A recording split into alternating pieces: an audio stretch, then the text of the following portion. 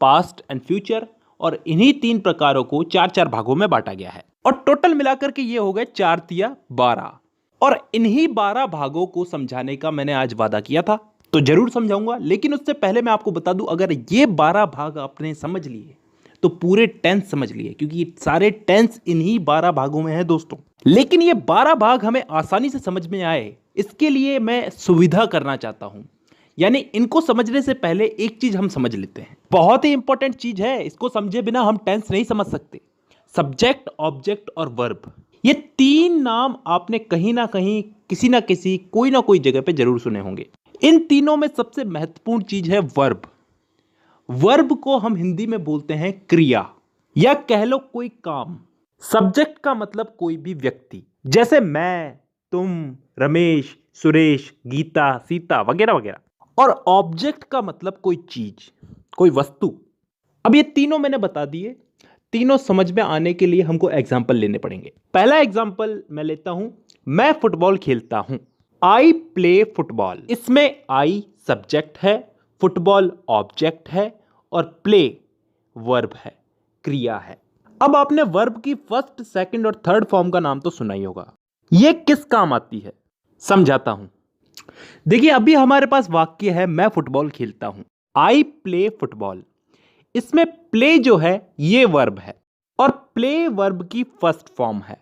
अब मान लो इसी की जगह हमारे पास वाक्य होता कि मैं फुटबॉल खेलता था, तो ये फर्स्ट फॉर्म जो है वर्ब की, ये बदल जाती सेकंड फॉर्म में, यानी कि प्ले की जगह प्लेड हो जाता, आई प्लेड फुटबॉल। यहां पे सब्जेक्ट चेंज नहीं हुआ, ऑब्जेक्ट चेंज नहीं हुआ, सिर्फ वर्ब की फॉर्म चेंज हुई। फर्स्ट फॉर्म से वर्ब की सेकंड फॉर्म हो गई, प्ले बन गया प्लेड। तो आई प्लेड फुटबॉल, मैं फुटबॉल खेलता था। तो दोस्तों यहां पे सब्जेक्ट, ऑब्जेक्ट और वर्ब क्लियर है। सब्जेक्ट किसी व्यक्ति को बोलते हैं, ऑब्जेक्ट किसी चीज को बोलते हैं, और वर्ब जो वो काम कर रहा है उसे बोलते हैं। अब हम चलते हैं हमारे उन टेंस के 12 भागों पे, जिन्हें समझने से हमें टेंस समझ में आएंगे, और इन सबको मैं एग्जाम्पल दे दे के समझाऊंगा। तो एग्जाम्पल्स को समझने के लिए सब्जेक्ट ऑब्जेक्ट समझना जरूरी था। तो अब शुरू करते हैं इन 12 भागों को समझना। अब यार पहले तो ये इंडेफिनेट वाले समझ लेते हैं, प्रेजेंट इंडेफिनेट, पास्ट इंडेफिनेट और फ्यूचर इंडेफिनेट। तो पहले हम समझते हैं प्रेजेंट इंडेफिनेट। हां, तो अब इसको मैं एग्जाम्पल देकर के समझाऊंगा। 3 टाइप के मैं आपको इसमें एग्जाम्पल्स दूंगा, अफर्मेटिव, नेगेटिव और इंटेरोगेटिव। जिसे हिंदी में बोले तो सकारात्मक, नकारात्मक और प्रश्नवाचक। और उसके बाद कुछ इंपॉर्टेंट रूल्स है, वो याद करने हैं, उसके बाद ये भाग कंप्लीट। तो शुरू करते हैं। मैं किताबें पढ़ता हूं, आई रीड बुक्स। यहां पे मैं सब्जेक्ट हूं, किताबें ऑब्जेक्ट है, और पढ़ना एक क्रिया है, यानी कि वर्ब है। तो सब्जेक्ट आई, पढ़ने का रीड वर्ब रीड, और object books, I read books. चलिए इसी को नेगेटिव में बनाते हैं।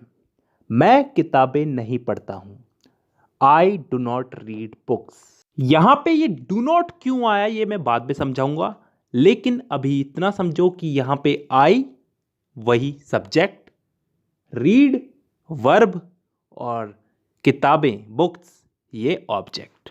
इसी का हम लोग एक इंटरोगेटिव एग्जाम्पल लेते हैं। इंटरोगेटिव यानी कि प्रश्नवाचक। क्या मैं किताबें पढ़ता हूं, डू आई रीड बुक्स। चलिए अब यहीं से ही हम लोग नियम चालू करते हैं। सबसे पहला नियम ये कि यहां पे डू पहले क्यों आया। तो दोस्तों कोई भी वाक्य अगर क्या, कब, कहां, कैसे, क्यों इन शब्दों से चालू होता है, तो सब्जेक्ट के पहले, मतलब यहां पे सब्जेक्ट आई है यानी कि मैं हूं, तो इस आई के पहले डू या फिर डज का प्रयोग किया जाएगा। लेकिन यहां पे डू का प्रयोग ही क्यों किया गया, डज का प्रयोग भी किया जा सकता था। तो मैं आपको बता दूं, डज का प्रयोग सिंगुलर सब्जेक्ट के आगे किया जाता है, यानी कि एक वचन। यहीं पे इसी से ही हमारा दूसरा नियम भी निकलता है। मैंने आपको बताया था यहां पे डू नॉट क्यों आया, ये मैं आपको बाद में बताऊंगा, तो अब बताता हूं। देखिए यहां पे अगर आई की जगह कोई सिंगुलर नाउन होता, ही, शी, इट वगैरह, तो यहां पे डज नॉट का प्रयोग होता। और क्योंकि आई एक प्लूरल नाउन है, तो इसके साथ डू नॉट का प्रयोग होगा। अब इस आई रीड बुक्स वाले सिंपल सेंटेंस को क्यों छोड़े, इसके साथ भी एक छोटा सा नियम है। इसमें अगर सिंगुलर नाउन हो, ही, शी, इट वगैरह, तो वर्ब की फर्स्ट फॉर्म के साथ एस या ईएस जुड़ता है।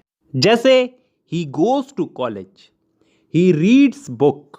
अब इन तीनों के नियम याद हो गए। अब लास्ट दो रूल्स याद करने रह गए इसमें। सिंपल सिंपल से ही है, समझ में आ जाएंगे। देखिए, कभी भी कोई वाक्य हु, WHO, हु से प्रारंभ होता है तो उसके साथ कभी भी डू और डज का प्रयोग नहीं होता। उदाहरण के लिए, who goes to college, college कौन जाता है। एक और उदाहरण लेते हैं, हु मेक्स अ नॉइज, शोर कौन मचाता है। तो यहां पे हमने डू और डज का प्रयोग नहीं किया। अब एक लास्ट नियम और याद कर लो, कभी भी डू और डज, वाक्य में कभी भी डू और डज हेल्पिंग वर्ब के रूप में यूज होता है तो मेन वर्ब के साथ एस या ईएस हटा दिया जाता है। भाई मेन वर्ब तो काम करना ही हो गया, खाता हूं, जाता हूं, पहनता हूं, नहाता हूं वगैरह वगैरह, और ये डू और डज तो हेल्पिंग वर्ब है ना, तो इनके लगने पे एस या ईएस हट जाएगा। अब चलते हैं हम पास्ट इंडेफिनेट पे। इस वाले भाग में भी हम लोग वही तीन टाइप के वाक्य लेंगे, सकारात्मक, नकारात्मक और प्रश्नवाचक, और उसके बाद इसमें भी कुछ इंपॉर्टेंट रूल्स, और फिर ये भाग भी कंप्लीट। देखिए, सबसे पहले तो मैं आपको बता दूं, इस टेंस के अंदर कोई काम हो चुका है, बीते हुए समय में समाप्त हो चुका है, खत्म हो चुका है, उस काम को बताएंगे। देखिए दोस्तों, मैं चाहता हूं कि इस वाले टेंस के अंदर आप पहले रूल्स समझ लो, रूल्स के साथ साथ हम एग्जांपल लेते लेते समझते जाएंगे। देखिए, इस टेंस का सबसे पहला नियम तो यह है कि यहां पे सकारात्मक वाक्यों में वर्ब की सेकंड फॉर्म लगेगी, सभी प्रकार के वाक्यों में। उदाहरण लेके मैं आपको बताता हूं, तुम हिंदी बोलते थे, यू स्पोक हिंदी। यहां पे सब्जेक्ट है यू यानी कि तुम, ऑब्जेक्ट है हिंदी, और स्पीक को हमने स्पोक में बदल दिया। स्पीक यहां पे वर्ब है ना, बोलना, तो वर्ब को फर्स्ट फॉर्म से सेकंड फॉर्म में बदल दिया, स्पीक बन गया स्पोक। अब यहीं पे ही हम लोग इस वाक्य को नेगेटिव में बदल के देखते हैं। करना कुछ नहीं है, तुम हिंदी बोलते थे को तुम हिंदी नहीं बोलते थे, you did not speak Hindi. अरे यहां पे डिड नॉट जुड़ गया और स्पोक बन गया स्पीक। हां, यही तो नियम है। नेगेटिव सेंटेंस में सब्जेक्ट के साथ में डिड नॉट जुड़ता है, कैसा भी सब्जेक्ट हो, सिंगुलर हो या फिर प्लूरल हो, और डिड नॉट लग गया तो फिर वर्ब की सेकंड फॉर्म हो जाएगी फर्स्ट फॉर्म, स्पोक बन जाएगा वापस से स्पीक। देखिए दोस्तों, डिड जहां भी जुड़ेगा वहां पे सेकंड फॉर्म फर्स्ट फॉर्म में बदल जाएगी।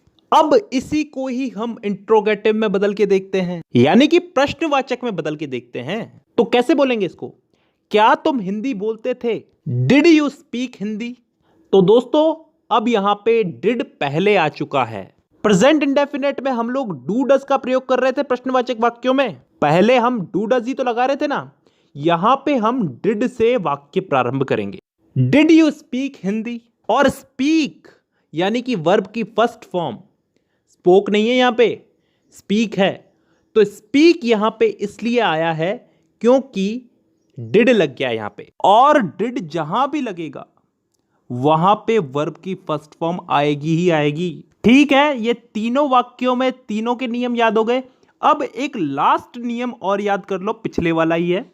हु, WHO, हु से प्रारंभ होने वाले वाक्यों में डिड का प्रयोग नहीं करते। उदाहरण के लिए, कॉलेज कौन गया, हु वेंट टू कॉलेज। यहां पे डिड नहीं आया ना, और डिड नहीं आया तो वर्ब की फर्स्ट फॉर्म तो सेकंड फॉर्म में बदलेगी। हु वेंट टू कॉलेज, यहां पे वेंट जो है वर्ब की सेकंड फॉर्म है। Go, went, gone, go first form, second form went, और थर्ड फॉर्म गॉन। अब हमारा ये भाग भी कंप्लीट हो गया। अब हम चलते हैं अगले भाग में, यानी कि फ्यूचर इंडेफिनिट टेंस में।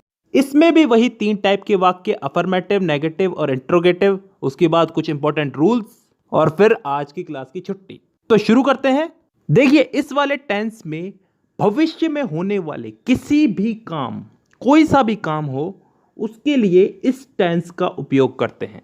जैसे मैं अफर्मेटिव सेंटेंस में एक एग्जांपल लेता हूं, आप हिंदी बोलेंगे, यू विल स्पीक हिंदी।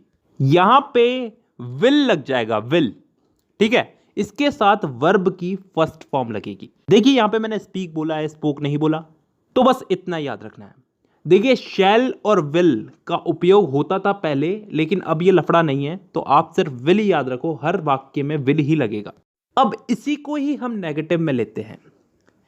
आप हिंदी नहीं बोलेंगे, you will not speak Hindi. यहां पे कुछ फर्क दिखा आपको? यहां पे बस नॉट शब्द जुड़ा है। नॉट शब्द कहां जुड़ा है? विल के बाद और वर्ब से पहले। वर्ब क्या है हमारी यहां पे? स्पीक। काम तो स्पीक तो बोलना ही कर रहे हैं ना, तो वर्ब से पहले नॉट लग गया, विल के बाद नॉट लगा है। अब एक इंट्रोगेटिव एग्जांपल लेते हैं। क्या तुम हिंदी बोलोगे? Will you speak Hindi? यहां पे क्या हुआ है? कुछ फर्क दिख रहा है? विल जो है ये आगे आ चुका है। इंट्रोगेटिव सेंटेंस में विल को सब्जेक्ट के आगे यूज करते हैं, बस इसके अलावा कोई और रूल याद नहीं रखना। तो दोस्तों आज की वीडियो में हम लोगों ने इंडेफिनेट को कंप्लीट समझ लिया। आज की वीडियो में हमने प्रेजेंट इंडेफिनेट, पास्ट इंडेफिनेट और फ्यूचर इंडेफिनेट समझ लिए हैं। अगली वीडियो में मैं आपको प्रेजेंट